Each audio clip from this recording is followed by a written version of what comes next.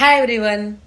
Health clarity blueprint 3 days कोर्समध्ये तुमचं खूप खूप खूप मनापासून स्वागत. मी पूजा निखिल गायकवाड आणि आजचा आपला दुसरा दिवस आहे. आजचा आपला कन्सेप्ट आहे ॲक्सेलरेशन, म्हणजेच वेगाने प्रगती कशी कराल, या गोष्टी आपण आज डे 2 मध्ये शिकून घेणार आहोत. तर हेल्थ बद्दल माहिती मिळवणे ही फक्त सुरुवात आहे. खरी प्रगती तेव्हा होते जेव्हा आपण त्या माहितीवर सातत्याने कृती करतो. या व्हिडिओमध्ये आपण 6 अशा सवयी पाहणार आहोत ज्या तुमचा हेल्थ जर्नी अधिक प्रभावी बनवतील. आज आपण पाहणार आहोत ॲक्सेलरेशन प्रिन्सिपल्स. पहिलं, लगेच प्रश्न विचारा. Ask question fast. काही समजले नाही तर ते मनात ठेवू नका. डॉक्टर किंवा तुमच्या तज्ज्ञांना योग्य वेळी योग्य प्रश्न विचारा. लक्षात ठेवा, योग्य प्रश्न म्हणजे योग्य निर्णयाची सुरुवात. दुसरं आहे, प्रत्येक गोष्ट नोंदवा, म्हणजे ट्रॅक एव्हरीथिंग. तुमच्या हेल्थची नियमित नोंद करा. उदाहरणार्थ, तुमचं ब्लड प्रेशर, तुमचं ब्लड शुगर, त्याच्यानंतर तुमचं वेट, तुमची स्लीप ट्रॅक करा. एक्सरसाइज, मेडिसिन ट्रॅकिंगमुळे तुमच्यात होणारे जे बदल आहेत ते एकदम स्पष्ट दिसतात. त्याच्यानंतर तिसरं, प्रतिक्रिया देण्यापूर्वी समजून घ्या, म्हणजे लर्न बिफोर रिॲक्शन. रिपोर्टमध्ये एखादा व्हॅल्यू कमी जास्त दिसली तर घाबरून जाऊ नका. पूर्ण रिपोर्ट पहा, मागील रिपोर्टशी तुलना करा आणि डॉक्टरांचा योग्य सल्ला घ्या.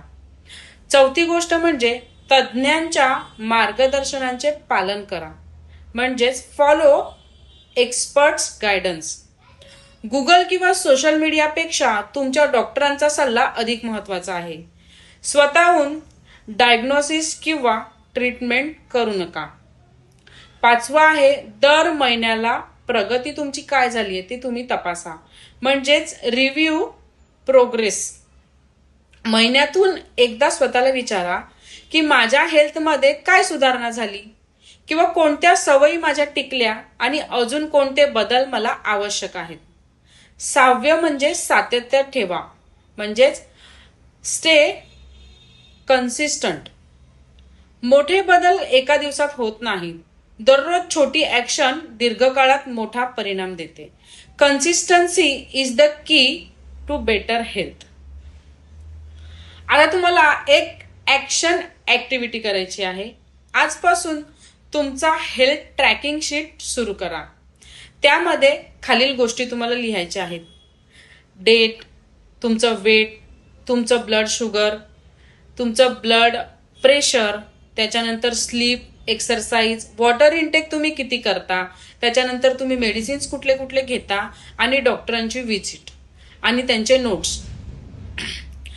जर तुम्हाला हा कोर्स उपयुक्त वाटला असेल तर तुमचा एक्सपिरियन्स नक्की शेअर करा. या कोर्समुळे मला माझे हेल्थ रिपोर्ट्स अधिक चांगल्या प्रकारे समजले. आता मी पॅनिक न होता योग्य प्रश्न विचारू शकतो किंवा शकते आणि माझ्या हेल्थची जबाबदारी मी अतिशय चांगल्या प्रकारे घेऊ शकते आणि जबाबदारीने त्याची काळजीही घेऊ शकते. आता नेक्स्ट आपण डे 3 मध्ये जाणार आहोत. डे 3 मध्ये आपण पुढील गोष्टी शिकणार आहोत. त्या म्हणजे डॉक्टर कन्सल्टेशन मास्टरी, त्याच्यानंतर lifestyle action system, health monitoring framework, त्याच्यानंतर लॉंग टर्म हेल्थ जर्नी आणि नेक्स्ट लेवल हेल्थ अवेअरनेस. या सगळ्या गोष्टी आपण डे 3 मध्ये शिकणार आहोत. So keep watching with me. Thank you so much.